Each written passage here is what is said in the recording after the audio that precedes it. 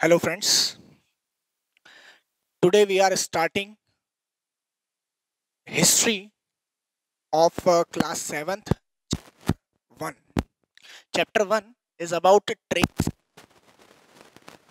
in years. Tracing किसी चीज को पता लगाना, किसी चीज की कड़ियां जोड़ना. ट्रेसिंग चेंजेस, क्या क्या चेंजेस हुए हैं इन थाउजेंड्स ईयर्स में. कौन से थाउजेंड्स ईयर्स? तो ये हैं एडी 700 से एडी 1750 तक. कुछ 1050 ईयर्स हैं, 1050 ईयर्स हैं, मतलब 1050 ईयर हैं. हम उसको थाउजेंड्स ईयर ही बोल रहे हैं. क्या हमको देखना है? ये बेसिकली मिडिवल हिस्ट्री का पोर्शन है. क्लास 7th में हम लोग मिडिवल हिस्ट्री पढ़ते हैं. मिडिवल हिस्ट्री मतलब एक वो पीरियड जिसको हम लोग राजा महाराजाओं की हिस्ट्री बोल सकते हैं, कि वो राजा महाराजा जब थे, वो किसी भी डायनेस्टी के हों, उनके बारे में हम लोग इस 7th क्लास में स्टडी करते हैं. नाउ इस टाइम पे बहुत सारे मैप्स वगैरह भी बने. हमारी जो स्टार्टिंग है इस चैप्टर की वो है मैप से, मैप ऑफ इंडिया. तो यहाँ दो मैप दिए हुए हैं, फर्स्ट पेज पे और सेकंड पेज पे. एनसीईआरटी बुक की बात कर रहा हूं मैं. फर्स्ट पेज पे एक मैप दिया हुआ है, वो बेसिकली इंडिया का मैप है. दिख हमको थोड़ा सा अलग लग रहा है, वो इंडिया का हम बिल्कुल भी नहीं लग रहा है कि वो इंडिया का मैप होगा. इसको बनाया था अल इदरीसी ने 1154 में. सीई मतलब होता है कॉमन इरा. इसी कॉमन इरा को ही हम लोग एडी भी बोलते हैं, एनो डोमिनी. क्या होता है बेसिकली ये सीई और एडी या बीसीई? इस पे अगर हम बात करें तो जहां से हमारा करंट टाइम का जो अभी हम लोग कैलेंडर देखते हैं, वो कैलेंडर जहां से स्टार्ट हुआ है उससे पहले वाले पीरियड को हम लोग बिफोर कॉमन इरा या बिफोर कॉमन इरा, मतलब अपन पुराना समय अपन बोल सकते हैं, वो अपन बात कर सकते हैं. फिर अपन बात करेंगे इस कैलेंडर ईयर के या कैलेंडर के स्टार्ट होने के बाद में. अभी हम लोग फिलहाल ग्रिगोरियन कैलेंडर स्टार्ट कर रहे हैं. जो हम लोग चल रहा है अभी फिलहाल वो ग्रिगोरियन कैलेंडर है. और ग्रिगोरियन कैलेंडर के स्टार्ट होने के बाद से उसी को हम लोग बीसीई को, बिफोर कॉमन इरा को बिफोर क्रिस्ट भी बोलते हैं. बीसीई बिफोर कॉमन इरा या बीसी मतलब बिफोर क्रिस्ट. और इसके बाद का जो आ जाता है वो एनो डोमिनी या आफ्टर कॉमन इरा. तो यहां हम बात कर रहे हैं कि वो सीई जो है कॉमन इरा, जिसको हम एडी भी बोलते हैं, इसमें 1154. अगर हम क्लियर अभी की बात करें तो अभी 2020 चल रहा है, मतलब हम बोल सकते हैं कि ये 2020 सीई कॉमन इरा है या फिर 2020 एडी है, एनो डोमिनी है. होपफुली समझ में आ गया होगा. तो 1154 में अल इदरीसी नाम के व्यक्ति ने इस मैप को बनाया था. इस मैप को बेसिकली हम लोग आजकल जो भी मैप देखते हैं उसमें ऊपर की तरफ नॉर्थ डायरेक्शन होती है. और ये एक यूनिवर्सल रूल है कि जहां पे भी हम लोग मैप देखेंगे तो वो अपर पॉइंट जो उसका रहेगा वो नॉर्थ डायरेक्शन माना जाता है बाय डिफॉल्ट. पर उस समय ये नियम जब नहीं बने थे तब कार्टोग्राफर मतलब जो the one who make maps, जो नक्शे बनाता है, उसको हम कार्टोग्राफर बोलते हैं. तो कार्टोग्राफर्स के ऐसे कोई रूल नहीं थे कि ऊपर की तरफ नॉर्थ डायरेक्शन रखना है, तो इन्होंने ऊपर की तरफ साउथ डायरेक्शन रख लिया. तो इस बुक में जो हमको मैप दिख रहा है, फर्स्ट चैप्टर पे हमको जो मैप दिख रहा है फर्स्ट पेज पे, उसको हमको उल्टा करके देखना पड़ेगा. जब हम उसको उल्टा करेंगे तो हमको पेनिनसुलर लैंड दिख जाएगा और श्रीलंका भी आइडेंटिफाइड होगा. हालांकि श्रीलंका थोड़ा बड़ा बना हुआ है और पेनिनसुलर लैंड भी हमको नॉर्मली वैसा नहीं है जैसा एक्चुअल में इंडिया का है. पर उस समय की टेक्नोलॉजी के हिसाब से, उस समय की नॉलेज के हिसाब से, उस समय की अवेलेबिलिटी ऑफ स्किल्स के हिसाब से, या जो भी उस समय मटेरियल्स वगैरह अवेलेबल थे उस हिसाब से उसको बनाने की अच्छी कोशिश करी गई है। और उसमें अरेबिक लैंग्वेज में बहुत सारे नाम भी लिखे हुए हैं। हालांकि हम लोग नहीं पढ़ पाएंगे वो, पर उसमें कन्नौज वगैरह का नाम लिखा हुआ है, जो उत्तर प्रदेश की एक सिटी है और हिस्टोरिकल वैल्यूज में वो बहुत इंपॉर्टेंट सिटी रही है। दूसरा, हम लोग इसके पीछे वाला मैप देखेंगे तो वहां हमको फिर भी थोड़ा बहुत समझ में आ रहा है, जो करंट हम मैप देखते हैं उसके जैसा ही वो लग रहा है। ये एक फ्रेंच कार्टोग्राफर ने बनाया था 1720 में, 1720 में इसको बनाया गया था। तो हम लोग इस बात से हम लोग ये सीख रहे हैं कि मैप भी जो है वो किसी एक पीरियड में डेवलप नहीं हुए हैं, उसमें भी बहुत सारे रिवॉल्यूशंस हुए हैं, बहुत सारे चेंजेस हुए हैं। उसके बाद वो आज जो हम लोग करंट मैप देखते हैं, जैसे आजकल हम लोग गूगल मैप देखते हैं या कोई सा और दूसरा मैप देखते हैं, या हार्ड कॉपी में हम लोग मैप देखते हैं, इंडिया का मैप देखें, वर्ल्ड का मैप देखें या किसी स्टेट का मैप देखें, तो हमको एग्जैक्ट लाइनिंग मिलती है। वो चाहे हम पॉलिटिकल मैप की बात करें, फिजिकल मैप की बात करें, या जो भी हम लोग बात करें मैप की, उन सभी मैप्स में हमको एग्जैक्ट लाइनिंग दिख जाती है। पर उस समय ये टेक्नोलॉजीज नहीं थी तो उन्होंने फिर भी अपने हिसाब से बहुत अच्छा बनाने की कोशिश करी। ये मैप जो है ये यूरोपियन सेलर्स के भी काम आता था। सेलर मतलब वो व्यक्ति जो जहाज चलाता है, जहाज में ट्रेवल कर रहा है, वो सेलर कहलाते हैं। तो वो जब कोई व्यक्ति समुद्र के रास्ते, ओशंस के क्रॉस करके किसी एक कंट्री से दूसरी कंट्री में जाते थे, तो उनके लिए भी ये मैप्स जो थे बहुत आइडेंटिफाइड करने के लिए, उनके वोयाज में, वोयाज वर्ड लिखा है यहाँ पे, वोयाज मीन्स जर्नी होता है, तो वोयाज में बहुत हेल्पफुल होते थे। नाउ आगे हम बात करें तो हमको न्यू एंड ओल्ड टर्मिनोलॉजी क्या होता है? टर्मिनोलॉजी मतलब कोई शब्द या कोई फ्रेज या कोई कहावतें, उनको हम वहां पे टर्मिनोलॉजीज बोलते हैं। किसी चीज को हम किस वर्ड से आइडेंटिफाइड करते हैं, किसी वर्ड का हम लोग क्या मीनिंग निकालते हैं और किस एक्सटेंट तक मीनिंग निकालते हैं, हम क्या समझते हैं उस वर्ड से, इस बारे में हम बात करेंगे इस पैराग्राफ में। न्यू एंड ओल्ड टर्मिनोलॉजीज, तो यहां पे हम लोग बात कर रहे हैं कि जो मीनिंग ऑफ वर्ड्स थे वो भी चेंजेस हुए हैं पुराने जमाने में और आज के जमाने में। अगर हम बात करें तो वर्ड के मीनिंग में भी बहुत सारे सिग्निफिकेंट चेंजेस आए। सिग्निफिकेंट मतलब महत्वपूर्ण, इंपॉर्टेंट चेंजेस आए हैं। कई बार ऐसा भी देखा गया है कि जो वर्ड मिडिवल हिस्ट्री में यूज होता था उसी का डिफरेंट मीनिंग होता था एंशिएंट हिस्ट्री में या फिर मॉडर्न हिस्ट्री में। ये इंटरप्रिटेशन की बात थी। इसमें सेकंड पैराग्राफ जो है वो बहुत इंपॉर्टेंट है इस चीज को समझाने के लिए। उसने हिंदुस्तान वर्ड का मीनिंग समझाया है। हिंदुस्तान, जिसको हम लोग इंडिया भी बोलते हैं। The modern nation state, nation state. Now what is nation state? Nation state मतलब एक ऐसी कंट्री जो सोवेरियन है। सोवेरियन है मींस, सोवेरियन का हम इजी मीनिंग अगर देखें तो आजाद बोल सकते हैं। सोवेरियन का डिक्शनरी मीनिंग होता है संप्रभुत्व या संप्रभुता। इसका मतलब ये है कि वो कंट्री के ऊपर किसी और का राज नहीं है। जैसे हम बात करें तो अवर कॉन्स्टिट्यूशन इज सोवेरियन, हम सिविक्स में पढ़ते हैं our constitution, Indian constitution is sovereign. अब इंडिया के ऊपर केवल कॉन्स्टिट्यूशन का ही राज है। हमारा देश का कॉन्स्टिट्यूशन जो है वो सबसे बड़ा है, उसके ऊपर कुछ भी नहीं है, तो वो सोवेरियन है। तो नेशन स्टेट एक आजाद कंट्री को कहते हैं। इसी में हम बात करें, when the term was used in the 13th century by Minhaj e Siraj, a chronicler. Now what is chronicler? Chronicler वो व्यक्ति होते हैं जो इवेंट्स को डेट वाइज या ईयर वाइज असेंडिंग और डिसेंडिंग ऑर्डर में जमाते हैं।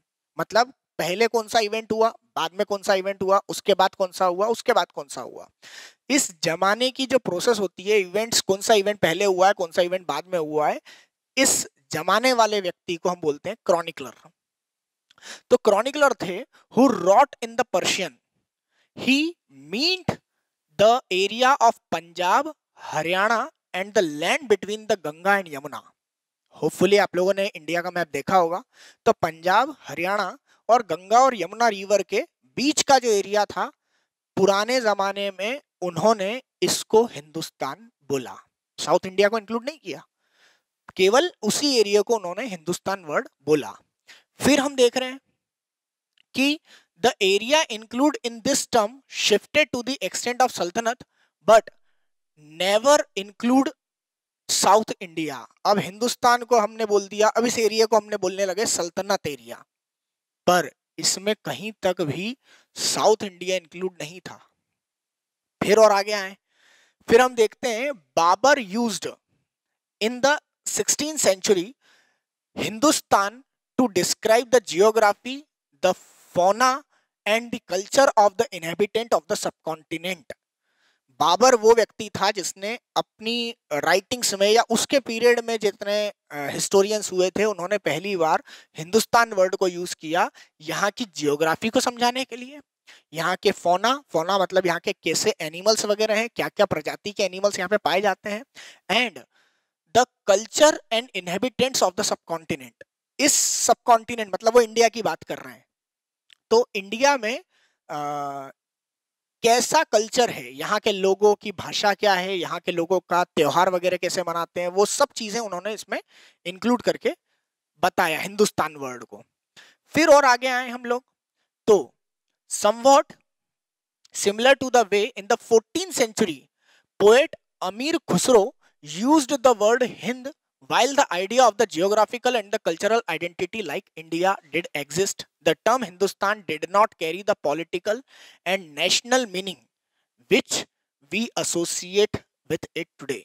हिंद मीनिंग या हिंदुस्तान मीनिंग का जो आज हम लोग पॉलिटिकल और नेशनल हम लोग बोलते हैं कि हिंदुस्तान हमारा देश है, उसकी पॉलिटिकल आइडेंटिटी हमको पता होती है कि वो मैप कैसे बन रहा है, उसकी जियोग्राफिकल बाउंड्रीज हमको पता होती है, ऐसा उस समय नहीं था। उस समय अगर हम 14th सेंचुरी की बात करें तो उन्होंने हिंद वर्ड लिखा था और केवल उसकी एक एरिया की कल्चरल आइडेंटिटी को या उसकी जियोग्राफी को दर्शाने के लिए था। ऑब्वियसली बात है उस समय हमारा देश में कॉन्स्टिट्यूशन नहीं था, तो नेशन स्टेट को रिप्रेजेंट नहीं कर रहे थे वो हिंदुस्तान वर्ड से, वो रिप्रेजेंट कर रहे थे यहाँ के लोगों का कल्चर और यहाँ के लोगों का क्या उनके लैंग्वेज है, क्या उनके त्योहार वगैरह है, फेस्टिवल्स वगैरह वो क्या सेलिब्रेट करते हैं, उनका फेस्टिवल सेलिब्रेट करने का तरीका क्या है, फूड, ड्रेसिंग सेंस, वो सब चीजों को वो इस हिंदुस्तान या हिंद वर्ड से डिराइव कर रहे थे। हम सभी को पता है हिंद वर्ड जो आया है वो सिंध वर्ड से ही बना है, सिंधु रिवर से, ठीक है।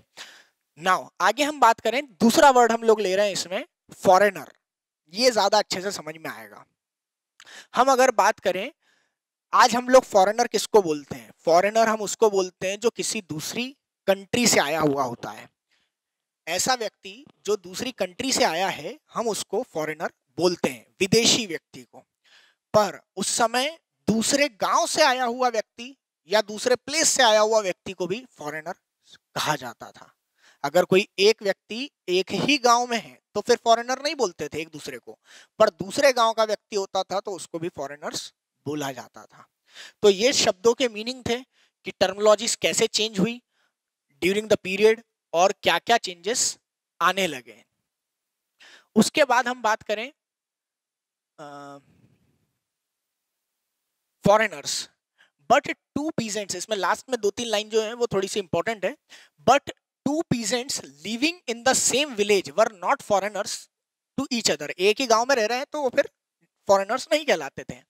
Even though they may have the different religious और कास्ट बैकग्राउंड, हालांकि भले ही से वो एक ही गांव के रहने वाले व्यक्ति हैं, उन दोनों के धर्म अलग अलग हैं या जाति अलग अलग है, तो उनको फॉरेनर नहीं बोलेंगे। पर अगर वो दूसरे प्लेस से आ रहा है तो फिर हम उसको फॉरेनर बोलते थे। ये इंपॉर्टेंट है। Historians and their sources, historians वो व्यक्ति जो हिस्ट्री के बारे में स्टडी करता है उसको हम हिस्टोरियंस बोलते हैं, हिस्ट्री स्कॉलर्स भी बोल सकते हैं हम लोग इसको। तो हिस्टोरियंस एंड देयर सोर्सेस, अब ये हिस्टोरियंस को हिस्ट्री के बारे में पता कैसे चलता है, ये टॉपिक है हमारा। तो हम देखते हैं कि इसमें लिखा हुआ है कि पिछले सालों में हमने जो 6th क्लास थी उसमें हमने ये पढ़ा है हिस्ट्री में कि गुप्त डायनेस्टी कैसी थी, या हम बात कर ले जो हर्षवर्धन राजा थे वो कैसे थे, या हमने जो नॉमेडिक पर्सन्स वगैरह थे उसके बारे में पढ़ा हुआ है। पर यहाँ हम लोग 700 से 1750 तक की हिस्ट्री पढ़ेंगे।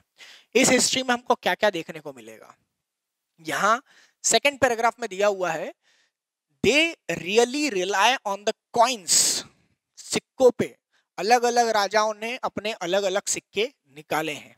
ठीक है, उन्होंने अपने अपने इकोनॉमी अपने अपने हिसाब से चलाई, तो अपने अपने उन्होंने, जैसे आज हम भी देखते हैं कि हर कंट्री की अपने अलग अलग करेंसी होती है, वैसे यहाँ पे भी इंडिया में ही उस समय, इंडिया में हम जितने भी राजा बात करें, ऐसा भी था कि कई राजा की अपनी अलग सेपरेट करेंसी हुआ करती थी।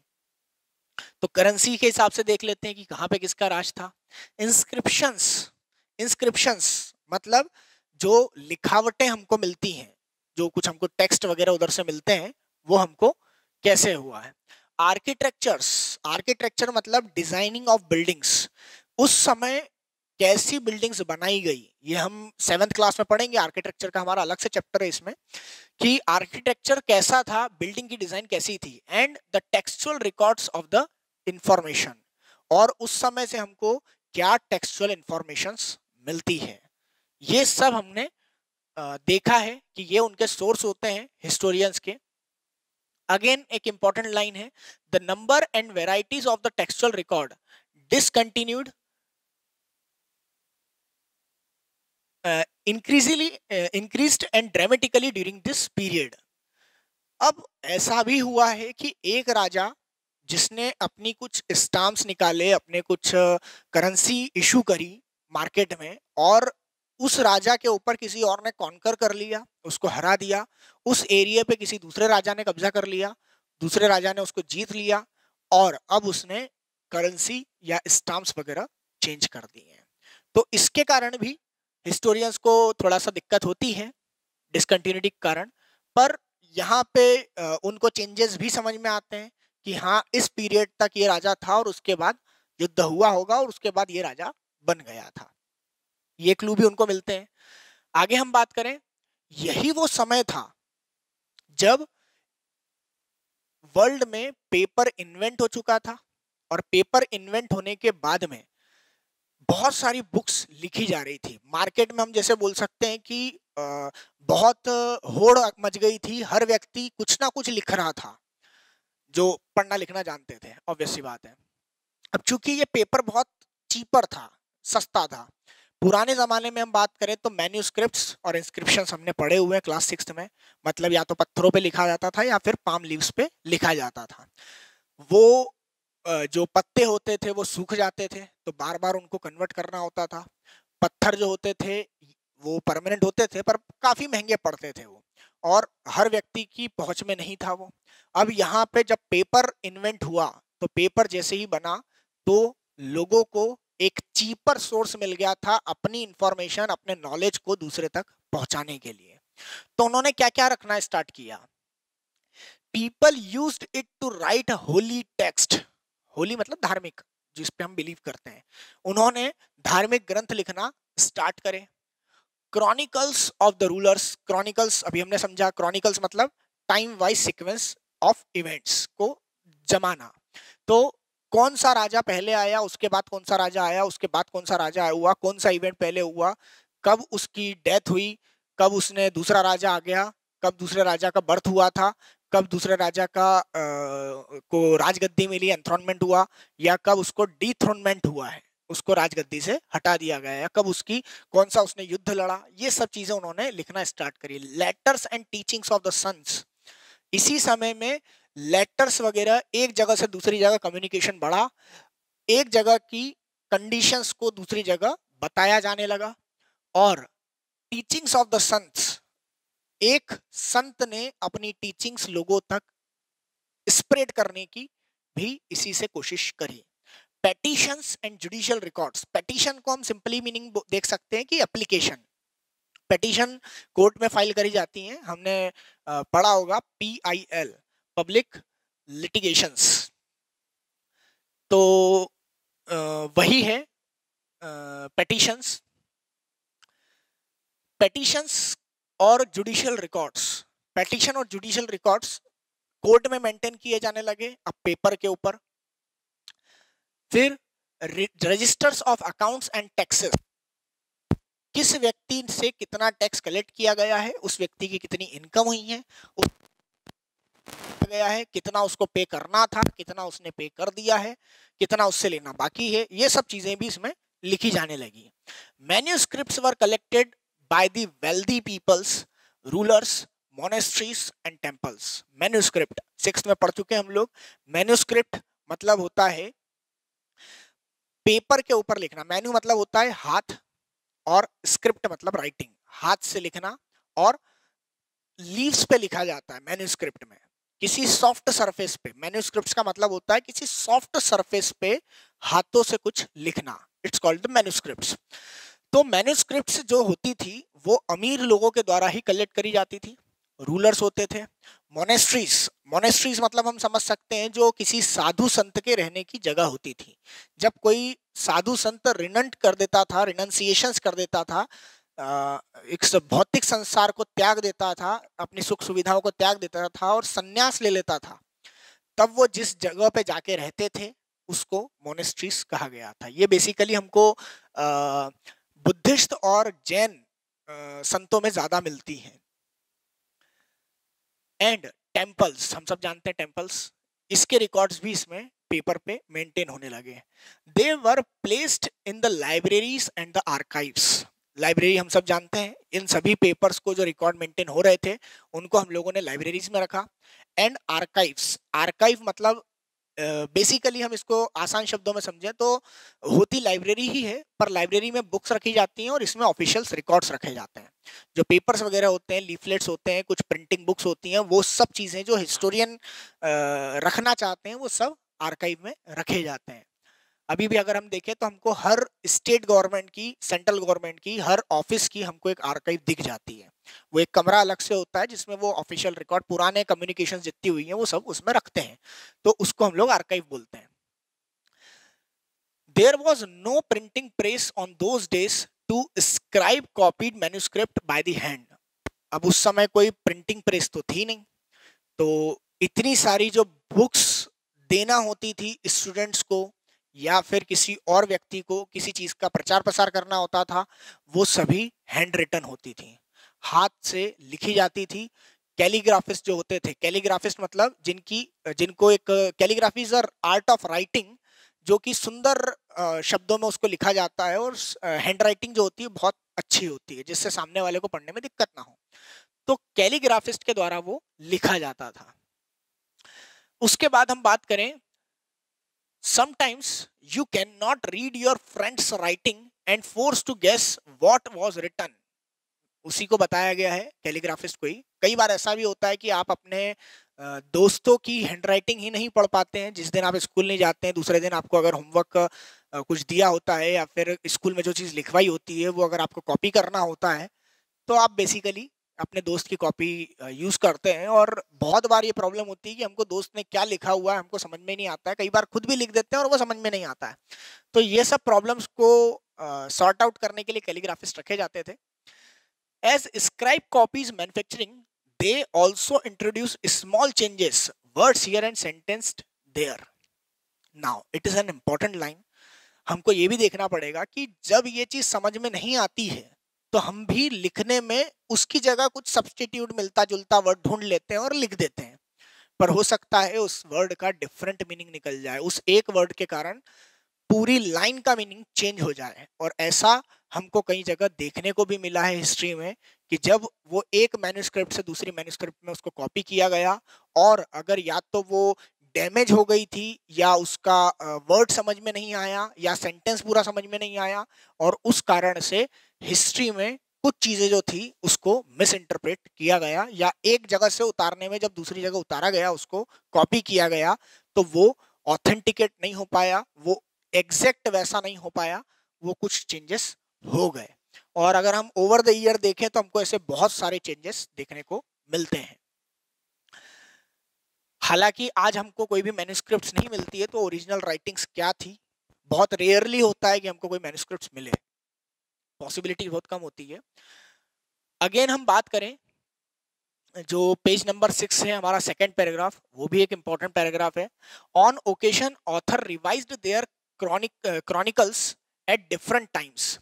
कई बार क्रॉनिकल्स को ये समझ में आया कि नहीं यार, इन दोनों इवेंट के बीच में एक इवेंट और हुआ था, उनको बाद में पता चला, तो फिर उन्होंने उसको एडिट किया और बीच में एक इवेंट को वापस से एडजस्ट करके और उसको क्रॉनिकल्स को वापस से रिलीज किया।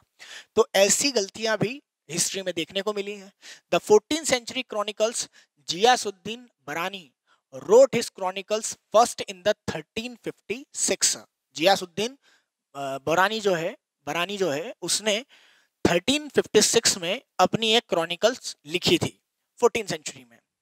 होपफुली आपको सेंचुरी समझ में आती होंगी। जैसे हम बात कर रहे हैं 14th सेंचुरी, तो 14th सेंचुरी में आप एक कम कर दें तो वो 1301 से स्टार्ट होगी और 1400 पे खत्म हो जाएगी। या और सिंपल तरीका ये होता है किसी भी सेंचुरी को समझने का कि अगर हमने बोला है 14th सेंचुरी, मतलब वो 1400 पे खत्म हो रही है, तो कहां से स्टार्ट होगी?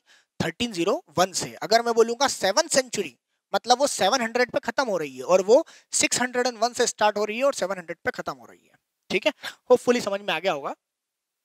तो जियासुद्दीन बरानी ने 1356 में अपनी एक क्रॉनिकलर्स उन्होंने इशू किए और उसके वर्जन 2 ईयर लेटर उन्होंने जब इशू करे उसके 2 साल बाद the two differs from each other, but historians did not know about the existence of the first version until the 1960s. It remained lost in the large library collection. 1356 में एक historical event के बारे में लिखा गया, 2 books issue करी 2 सालों के बीच में और दोनों में चेंजेस थे। हालांकि वो कंप्लीट नहीं थी, उसका एक और वर्जन था, वो आके हमको 1356 से 1960 में पता चल रहा है। मतलब हमको लगभग 600 साल बाद हमको पता चल रहा है कि अच्छा इसके बीच में एक वॉल्यूम और था जो हमने मिस कर दिया है।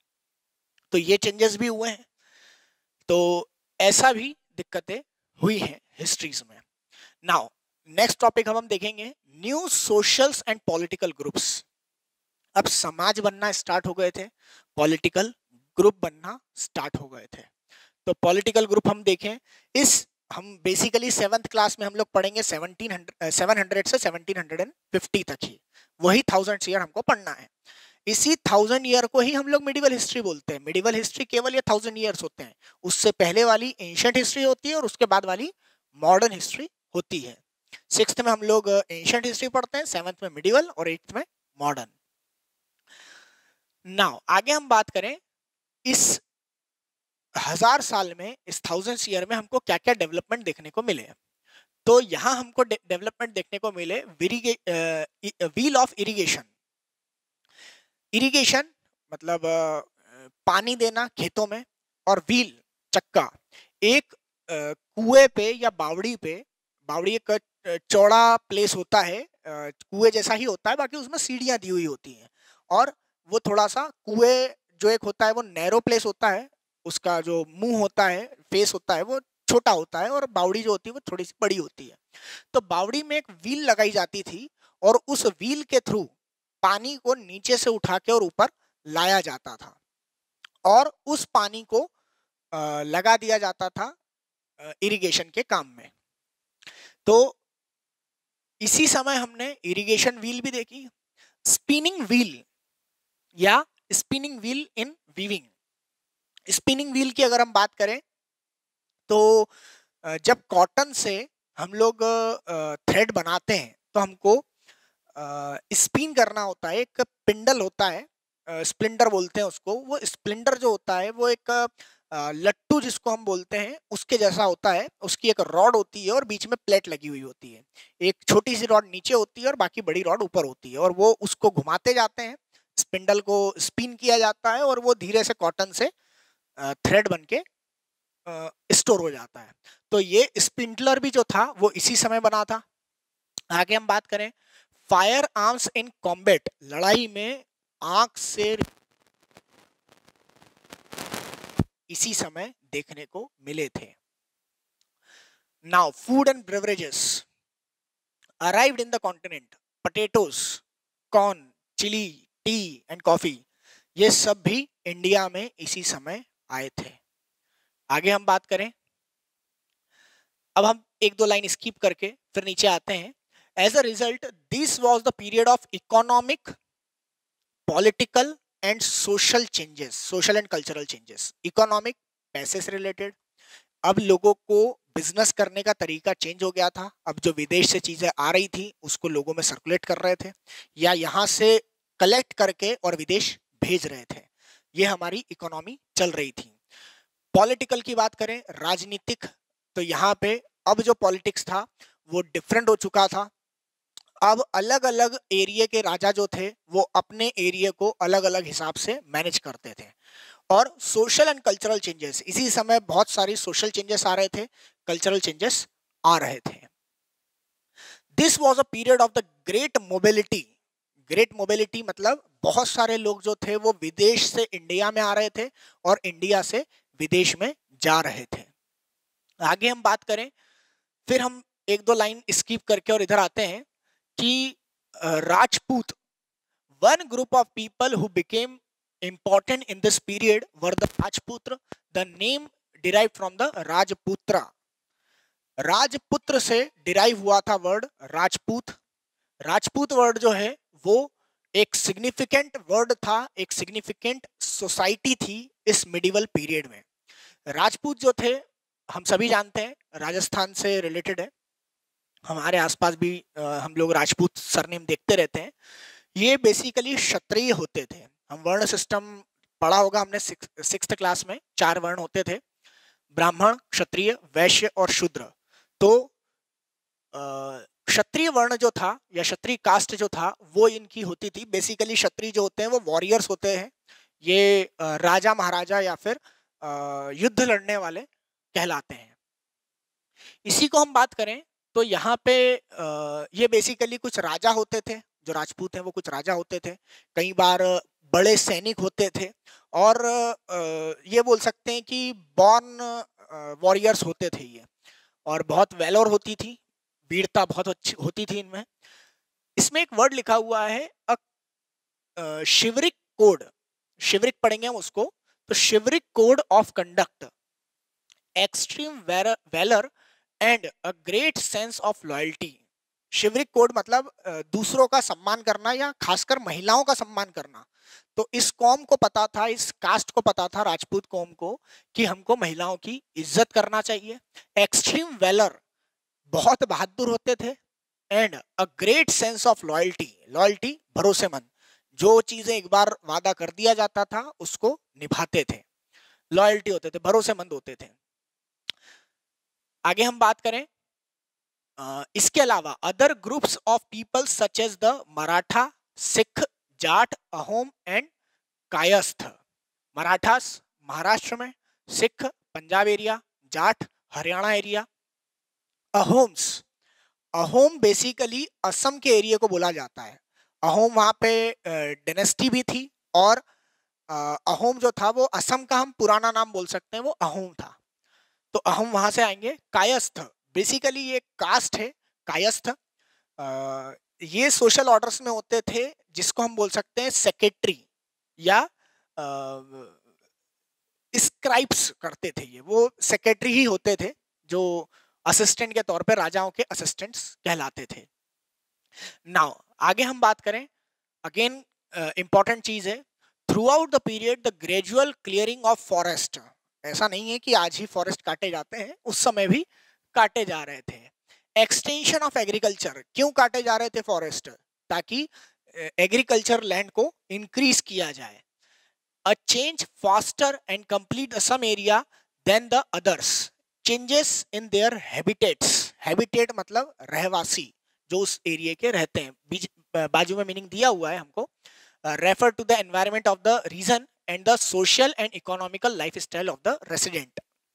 वहां उस एरिया में लोग कैसे रहते हैं, क्या उनका सोशल या कल्चरल हैबिटेट्स होते हैं, हैबिट्स होती हैं, उसको हैबिटेट वर्ड दर्शाता है।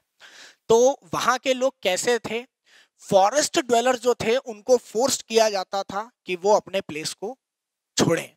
फॉरेस्ट ड्वेलर्स मतलब जो व्यक्ति, जो कास्ट जो थी, जो फॉरेस्ट में रहते थे, फॉरेस्ट में ही उनका रहना खाना होता था, वो फॉरेस्ट प्रोड्यूस को ही कलेक्ट करते थे और उसको लाके मार्केट में बेचते थे और अपनी चीजें ले लेते थे। जो भी उनको लाइवलीहुड के लिए कुछ भी जरूरत होती थी वो उस पैसे से खरीद लेते थे। तो ये जो फॉरेस्ट ड्वेलर्स थे इनको भी फोर्सफुली एक जगह से दूसरी जगह शिफ्ट किया जाने लगा। क्यों? क्योंकि उनको लैंड चाहिए था एग्रीकल्चर के लिए, वो फॉरेस्ट को डिफॉरेस्ट कर रहे थे, काट रहे थे, इसके लिए। अब हम बात करें, these new peasants group gradually become the influence of the regional market and chieftains, priest, monasteries and temples.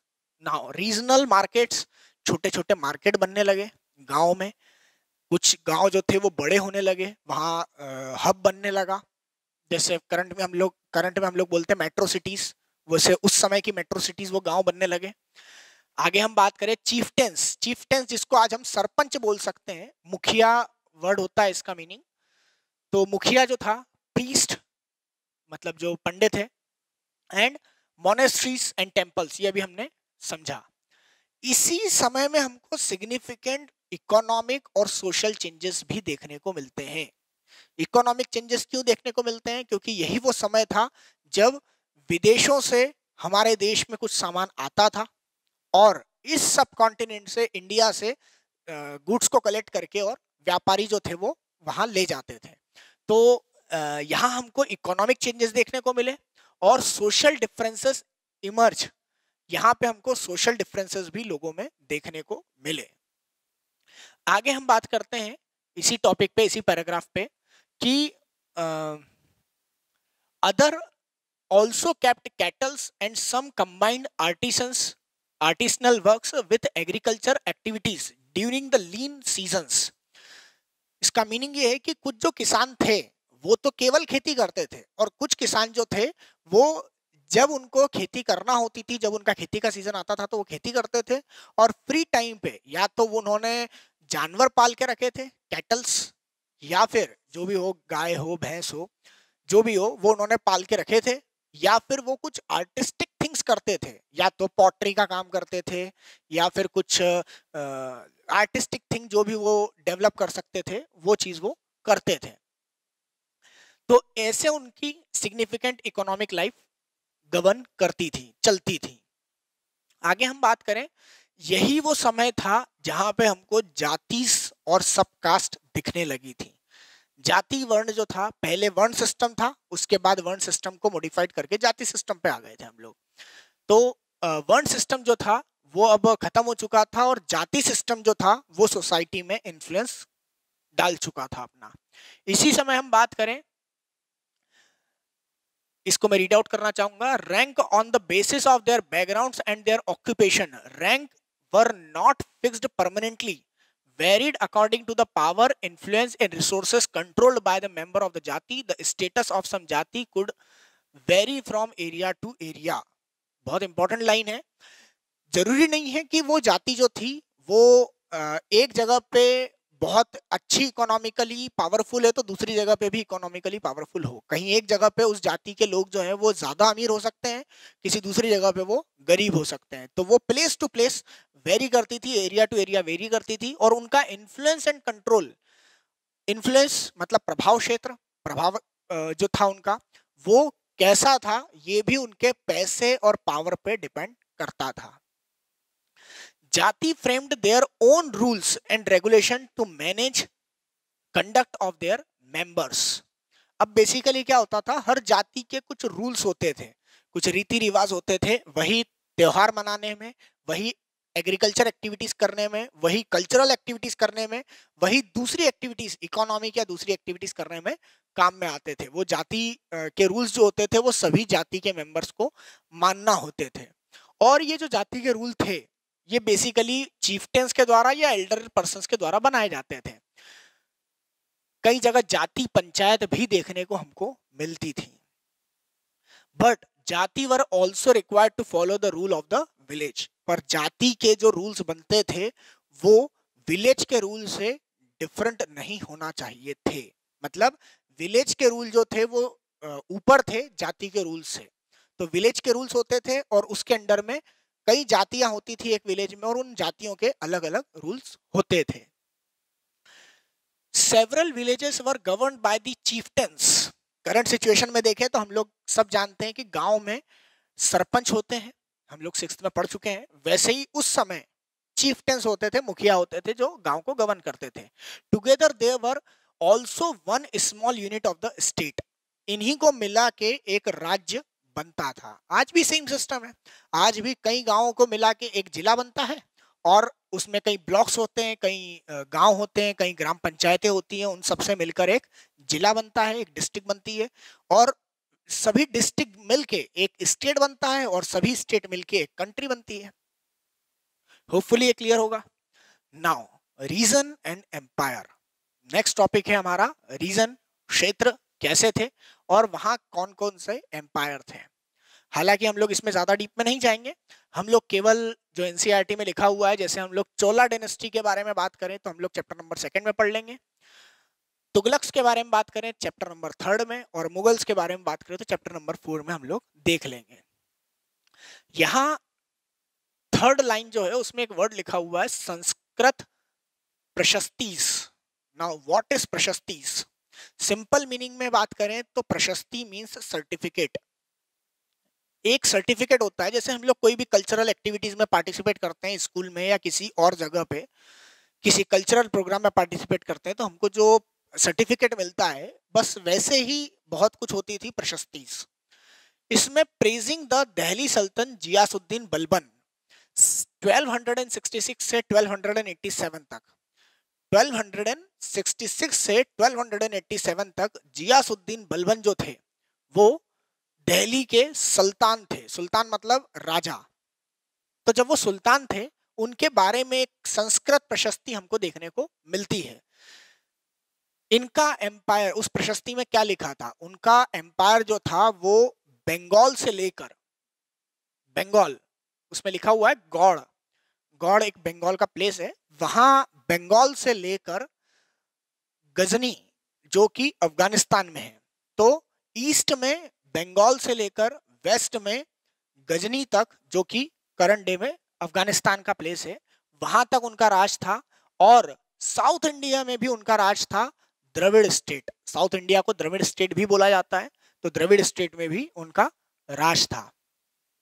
नीचे लाइन में लिखा हुआ है कि बहुत सारे रीजन की जो आर्मीज थी, जैसे हम बात करें महाराष्ट्र, गुजरात, आंध्र प्रदेश, केरला, कर्नाटक, ये सभी जो आर्मी थी, ऑब्वियस सी बात थी कि ये सब उनसे हार चुकी थी या हार मान चुकी थी। फ्लेड बिफोर हिज आर्मी, वो सब ऑब्वियस सी बात है कि वो खत्म हो चुके थे, उन्होंने, उनकी इतना पावर नहीं था कि वो जियासुद्दीन बलबन से फाइट कर सकें। नाउ लैंग्वेज एंड रीजंस, हम लैंग्वेज की बात करें, हम भी जानते हैं कि हमारे यहाँ पे अलग अलग स्टेट्स में, इंडिया में अलग अलग लैंग्वेजेस बोली जाती हैं, और उसी लैंग्वेज के बारे में बात कर रहे हैं हम लोग। अमीर खुसरो ने 1318 में कई लैंग्वेजेस को ऑब्जर्व किया, उन्होंने बताया कि यहाँ पे बहुत सारी लैंग्वेजेस बोली जाती हैं, जैसे सिंधी जो कि बेसिकली सिंध प्रांत से बिलोंग करती थी, जो करंट डे में पाकिस्तान में है। फिर हम बात करें लाहौरी, कश्मीरी, द्वार समुद्री जो कि सदर्न कर्नाटका में बोली जाती है, तेलंगानी जो कि प्रेजेंट डे तेलंगाना का पार्ट है, तो तेलंगाना में बोली जाती है, गुजरी जो गुजरात में बोली जाती थी, जिसको आज हम गुजराती लैंग्वेज बोलते हैं, मबरी जो कि तमिलनाडु के एक प्लेस में बोली जाती थी, गौरी जो कि बंगाल में बोली जाती थी, ये एक वहाँ की बहुत रीजनल लैंग्वेज है, छोटी एरिया में बोली जाती है, अवधी जो कि ईस्टर्न यूपी का लैंग्वेज थी, जो अवध लैंग्वेज बोली जाती है करंट डे में, और अवध प्लेस जो वर्ड है, अवध ईस्टर्न यूपी को ही कहा जाता था। अवध और मगध शायद सुना होगा, तो ईस्टर्न उत्तर प्रदेश को ही हम लोग अवध बोलते थे और वहां की लैंग्वेज थी अवधी। नाउ हम नेक्स्ट पैराग्राफ पे आते हैं। 700 by the 700 regions already possess distinct geographical dimensions and their other language and the cultural characteristics. हमारे देश में पहले से ही लोगों की 700 एडी की बात कर रहे हैं हम लोग, 700 एडी से ही लोगों की डिफरेंट डिफरेंट कल्चर थे, डिफरेंट लैंग्वेजेस थी, और वो अपने अपने एरिया में उसी लैंग्वेज में बातें करते थे, कम्युनिकेशन उसी लैंग्वेज में होता था और उसी कल्चर को वो लोग फॉलो करते थे. अगेन एक इंपॉर्टेंट लाइन है, there was considerable conflict between these states, occasionally dynastic like the Chola, Khaljis, Tughlaqs, Mughals were able to build the empire in the pan regional. हालांकि इनके कॉन्फ्लिक्ट चलते रहते थे, पर कई ऐसी डायनेस्टीज आई हैं जिन्होंने पूरे इलाके पे राज किया है और अपने एरिया को एस्टेब्लिश किया, अपनी डायनेस्टी को वहां पे एस्टेब्लिश किया है. नेक्स्ट हम आ जाते हैं मुगल एम्पायर. मुगल एम्पायर जो था वो डिक्लाइन हुआ था 1757 में. हम 17-18 सेंचुरी बात करेंगे. हमने पढ़ा है अभी कि सेंचुरी को कैसे करते हैं, अगर नहीं समझ में आया तो एक बार वापस से रिवाइंड करके देख सकते हैं. तो 18 सेंचुरी में जब Mughal dynasty after the death of Aurangzeb, जब मुगल डायनेस्टी डिक्लाइन की तरफ बढ़ी, इट लीड टू द री emergence of the regional state. इस पैराग्राफ का मतलब ये है कि अभी तक मुगल डायनेस्टी पूरे इंडिया पे राज करती थी और जो छोटे छोटे राजा थे वो उन्हीं के अंडर में काम करते थे, उन्हीं के बनाए हुए रूल को वो इम्प्लीमेंट करते थे. पर जैसे ही औरंगजेब की डेथ हुई, मुगल डायनेस्टी अब कमजोर हो गई, डिक्लाइन की तरफ बढ़ गई. तो अब छोटे छोटे राजा जो थे उनके पास कोई बड़ा रूल करने वाला रूलर नहीं था और अब उन्होंने अपने हिसाब से रूल बनाना स्टार्ट कर दिए. तो अलग अलग राजाओं के उनके डिफरेंसेस देखें. उन्होंने रिल्म ऑफ गवर्नेंस, रिल्म मतलब होता है क्षेत्र, अलग अलग गवर्नेंस के जो एरिया थे उसमें भी चेंजेस देखने को मिले. इकोनॉमी जो थी, इकोनॉमी पे भी इफेक्ट हुआ. पहले इकोनॉमी जो गवर्न होती थी वो मुगल्स डायनेस्टीज के हिसाब से, उनके रूल के हिसाब से होती थी. अब डिफरेंट एरिया में डिफरेंट राजा जो थे वो अलग अलग हिसाब से अपनी इकोनॉमी को चला रहे थे. एलाइट कल्चर, एलाइट मतलब जो अमीर लोग थे, ज्यादा अच्छे पढ़े लिखे और अच्छे जिनके पास लैंड लॉर्ड्स थे, उनको एलाइट पीपल्स बोलते थे. तो एलाइट कल्चर्स में भी चेंजेस आए. एंड द लैंग्वेजेस, लैंग्वेजेस में भी अब चेंजेस आने लगे. अब जो कम्युनिकेशंस होता था वो अपनी रीजनल लैंग्वेज में ही वो लोग करने लगे. Different regions did not grow in isolations. कई बार ऐसा भी हुआ मुगल डायनेस्टी के डिक्लाइन के बाद में कि कुछ एरिया तो बहुत जल्दी ग्रो कर गए, पर कुछ एरिया ऐसे हुए जिन्होंने ग्रो ही नहीं कर पाए.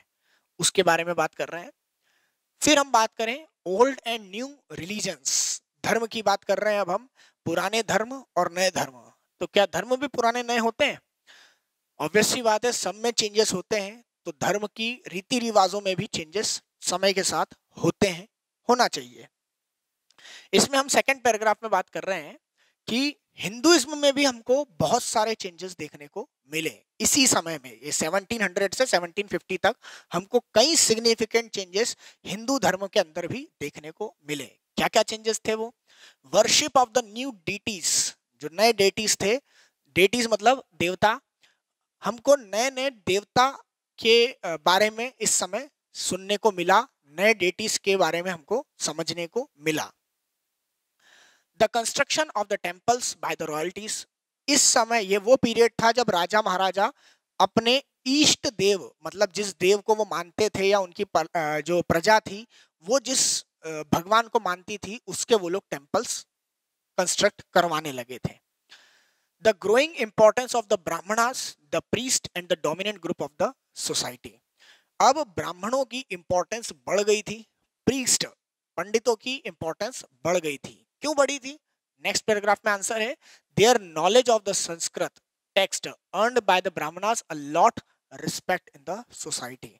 क्योंकि ब्राह्मण वो कम्युनिटी थी जो संस्कृत जानती थी और पुराने जो टेक्स्ट थे, वेदास थे, वो सब हमको संस्कृत लैंग्वेज में दिखते थे. तो ये ब्राह्मणों ने इस समय अपनी ब्राह्मण और क्षत्रिय कम्युनिटी जो थी उन्होंने अपना डोमिनेंस इस एरिया में रखा इस टाइम पीरियड में.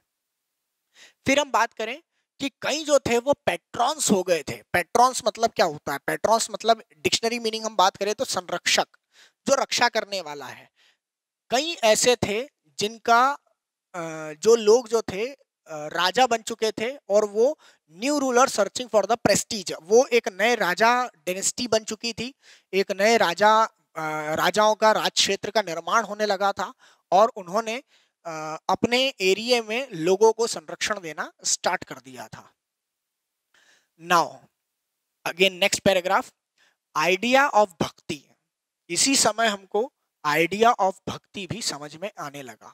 बेसिकली इससे पहले हिंदुइज्म में ये होता था, ये माना जाता था कि गुरु के बिना आपको या एक ऋषि मुनि के बगैर आपको मुक्ति नहीं मिलेगी। यहाँ लिखा हुआ है, idea of bhakti, of a loving aid of the priest elaborate rituals you will earn personal deities that devotees could reach without the aid of the priest or elaborated rituals. Elaborated rituals, आप बहुत लंबी आपको रीति रिवाज को follow करने की जरूरत नहीं है, किसी पंडित को बुलाने की जरूरत नहीं है, आप पर्सनल बेसिस पे भी पूजा पाठ कर सकते हो। जैसे हम लोग घर में करते हैं पूजा पाठ, ये इसी समय में स्टार्ट हुआ था कि हम लोग घर में अपनी पर्सनल पूजा पाठ कर सकते हैं। हमको किसी कोई इवेंट होता है, सिग्निफिकेंट इवेंट होता है, तो फिर हम लोग पंडितों को बुलाते हैं, नहीं तो डेली की पूजा पाठ जो होती है वो हम लोग करते रहते हैं। ये भी आइडिया इसी समय देखने को मिला था।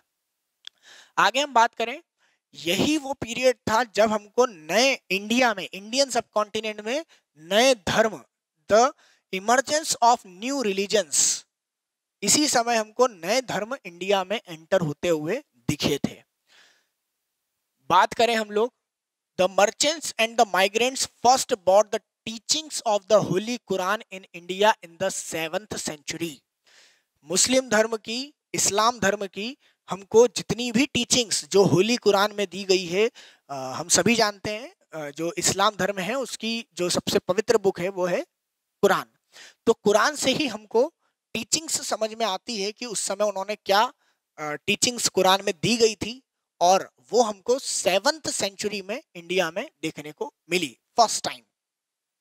आगे हम बात करते हैं क्या टीचिंग्स थी। टीचिंग्स थी, Muslim regard the Quran as their holy book, हमने देख लिया, and accepted the sovereignty of the one God Allah. Muslims जो थे उन्होंने सोवेरेनिटी, अभी हमने बात करा इंडियन कॉन्स्टिट्यूशन में सोवेरियन, संप्रभुत्व, मतलब जिसके ऊपर कुछ ना हो।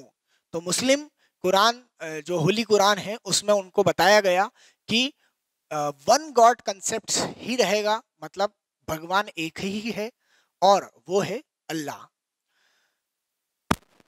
Whose love and mercy, जो आपसे प्यार करता है, आप पे दया करता है और उदारता से आपको गले लगाता है। Bounty embrace all those who believe in him, हर वो व्यक्ति को गले लगाता है, हर वो व्यक्ति की सहायता करता है जो उस पे बिलीव करता है।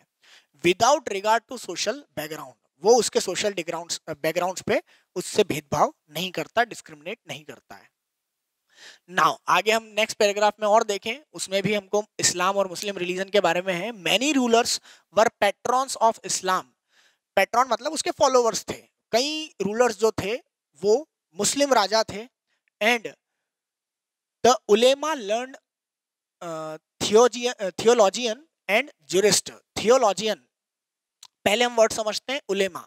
उलेमा मतलब मुस्लिम स्कॉलर, ऐसा व्यक्ति जिसको मुस्लिम धर्म के बारे में अच्छा नॉलेज हो, इंटरप्रेट अच्छे से कर सके और उसको इस्लाम धर्म या होली कुरान में जो चीजें बोली गई हैं या डिफरेंट बुक्स में जो चीज बोली गई है उस धर्म की, उसको समझ सके, उसको हम बोलते हैं वर्ड उलेमा।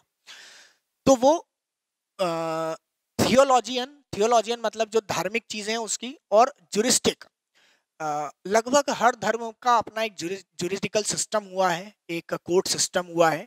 राजा जो होते थे वो जजेस होते थे और वही जो व्यक्ति होते थे, जो क्रिमिनल्स होते थे, उनको सजा देते थे। तो मुस्लिम धर्म में भी सेम रहा, ये जो उलेमास होते थे यही धर्म के बारे में भी बताते थे और यही लोग ज्यूरिस्ट भी होते थे, कानून वगैरह के, जो मुस्लिम कानून था उसके ज्ञाता होते थे ये लोग। And like Hinduism, Islam was interpret in the varieties way by it follower. जैसे हिंदुइज्म को लोगों ने उसके जो फॉलोअर्स थे उन्होंने अपने अपने तरीके से इंटरप्रेट किया, इंटरप्रेट मतलब समझना, अपने अपने हिसाब से समझा। वैसे ही वेराइटीज ऑफ वेज में मुस्लिम धर्म को भी अलग अलग लोगों ने अपने अपने हिसाब से समझ में लिया। इसी को हम लोग अगली लाइन में देख रहे हैं, there were Shia Muslims who believed that in the prophet Muhammad son in law Ali was the legitimate leader of the Muslim community। Shia Muslims जो थे, ये बेसिकली शिया और सुन्नी दो मुस्लिम्स हमारे इंडिया में पाए जाते हैं, और जो होते हैं, जो बेसिकल हम लोग बोल सकते हैं कि दो मेन ब्रांचेस ऑफ इस्लाम है इंडिया में। उसमें अगर हम लोग बात करेंगे शिया मुस्लिम्स की, तो शिया मुस्लिम्स का बिलीव जो था, वो जो मुस्लिम प्रॉफिट हैं मोहम्मद, उनके सन इन लॉ मतलब उनके दामाद अली जो हैं, उनको उन्होंने मुस्लिम कम्युनिटी का लीडर माना। ये है शिया मुस्लिम्स। एंड द सुन्नी मुस्लिम जो सेकंड है, who accepted the authority of the earlier leaders, Khalifa of the community. Sunni वो थे, सुन्नी मुस्लिम्स वो हैं जिन्होंने जो खलीफास थे, दूसरे खलीफा जो थे, लीडर्स जो थे, उनको भी उन्होंने माना। एंड सक्सीडिंग द खलीफास, और जो खलीफास के सक्सीडर्स आए, जो उनके बाद खलीफा बने, उनको भी उन्होंने माना। There were other important differences between the various schools of law, Hanfi and Shafi, mainly in India, and the theology of the Mastic tradition। इसके अलावा भी हमको डिफरेंट स्कूल्स ऑफ लॉ मतलब डिफरेंट स्कूल्स ऑफ लॉ मतलब कई नियम जो थे वो हमको और देखने को मिलते हैं मुस्लिम धर्म में, जो हनफी और शफीस में दिए गए हैं। नाउ नेक्स्ट टॉपिक है thinking about time and historical period. अगर हम हिस्टोरिकल पीरियड की बात करें, इजी सा टॉपिक है, अब लास्ट टॉपिक है हमारे चैप्टर का। अगर हम बात करें, हमको इसी समय सोशल एंड इकोनॉमिकल ऑर्गेनाइजेशंस देखने को मिली, जो कई समाज में संस्थाएं बनी या इकोनॉमिक संस्थाएं बनी, और in the persistence and the transformation of idea, जिन्होंने अपनी बिलीफ्स और आइडिया को लोगों में स्प्रेड करवाया। The large sentiments, the segments, periods and possess the spread characteristics. इसी समय हमको कई different ideas, different interpretations, different characteristics, different period के हिसाब से यहाँ पे हमको देखने को मिली। नेक्स्ट पैराग्राफ जो है वो थोड़ा सा इंपॉर्टेंट है। In the middle of the 19th century, British historians divide the history of India into 3 periods. History को ब्रिटिशर्स के द्वारा, बेसिकली ये जेम्स मिल के द्वारा डिवाइड किया गया था, और जेम्स मिल ने इसको हिंदू, मुस्लिम और ब्रिटिश हिस्ट्री में बाइफरकेट किया। मतलब जो हिस्ट्री थी उसको 3 पोर्शन में, 3 वॉल्यूम्स में उन्होंने रखा, या 3 बुक में रखा। पहली बुक थी हिंदू, दूसरी बुक थी मुस्लिम्स, तीसरी बुक थी ब्रिटिशर्स। मतलब हिंदू में जो हिंदू राजा थे उनकी हिस्ट्री रखी गई, मुस्लिम में जो मुस्लिम्स राजा थे उनकी हिस्ट्री रखी गई, और ब्रिटिशर में जो ब्रिटिशर्स ने हमारे देश पे कब्जा किया उसके बारे में हिस्ट्री उन्होंने रखी। बट बाद में इसको चेंज कर दिया गया, और चेंज करके इसको एंशियंट, मिडिवल और मॉडर्न में बदल दिया गया। एंशियंट मतलब 700 AD से पहले, जो कि हम लोग 6th क्लास में पढ़ते हैं। 700 से 1750 तक मिडिवल हिस्ट्री, और 1750 से 1947-1950 तक अगर हम देखेंगे तो हमको मिल जाएगी मॉडर्न हिस्ट्री। नाउ अब हम बात करें, हमको देखने को मिलता है इसमें मिडिवल एरिया में, मिडिवल हिस्ट्री की बात करें तो हमको अर्ली सोसाइटीज के बारे में भी जानने को मिलता है। अर्ली सोसाइटीज में हंटर्स और गैदरर्स, हंटर्स शिकारी, गैदरर्स इधर से उधर वो कुछ गैदर करके लाने वाले, ये बेसिकली गांव, जंगलों में रहते थे और गांव में अपने जो जंगल के प्रोड्यूस होते थे उसको कलेक्ट करके और बेचने के लिए आते थे। Hunters and gatherers. Early farmers, people living in the towns and village. हमको मिडिवल हिस्ट्री में वहाँ टाउन में या विलेज में रहने वाले लोग कैसे थे, क्या उनका ऑक्यूपेशन था, क्या उनका रिलीजन था, क्या उनकी इकोनॉमिक कंडीशंस थी, क्या उनका सोशल स्टेटस था, ये सब भी हमको पढ़ने को मिलता है। Early empires and their kingdoms, हमको कौन कौन से किंगडम्स थे, कौन कौन से एम्पायर्स थे, ये भी हमको उसमें समझ में आता है। पीजेंट सोसाइटीज, पीजेंट सोसाइटी मतलब कृषक जो थे, किसान जो थे, उनकी सोसाइटी कैसी थी, उनका उस समय क्या इकोनॉमिकल और स्टेटस था, सोशल स्टेटस क्या था। The development of the Hinduism and the Islam as major religion and arrival of the European trading companies. इसी मिडिवल हिस्ट्री में हम लोग हिंदुइज्म में क्या डेवलपमेंट हुए, इस्लाम में क्या डेवलपमेंट हुए, और ब्रिटिशर्स ने कैसे इंडिया में आए। 1600 में वो लोग इंडिया में आ गए थे कलकत्ता में, तो वहां पे इंडिया में आके उन्होंने क्या क्या उनकी एक्टिविटीज रही उस 100 सालों में, 1600 से 1700 में, ये भी हम लोग इसी मिडिवल हिस्ट्री में पढ़ते हैं। आगे हम बात करेंगे तो हमको ये जो 1000 ईयर है, इसी के हिसाब से हम बोल सकते हैं कि ये 1000 ईयर जो है वो मिडिवल हिस्ट्री है, और ये हिस्ट्री में, इंडियन हिस्ट्री में बहुत सिग्निफिकेंट चेंजेस रखते हैं। आगे हम बात करें modernity. Modernity carries with the sense of material progress and intellectual advancement. Modern history के लिए बहुत ही अच्छी लैंग्वेज में बताया गया है एनसीईआरटी में कि मॉडर्न हिस्ट्री क्यों बोला गया।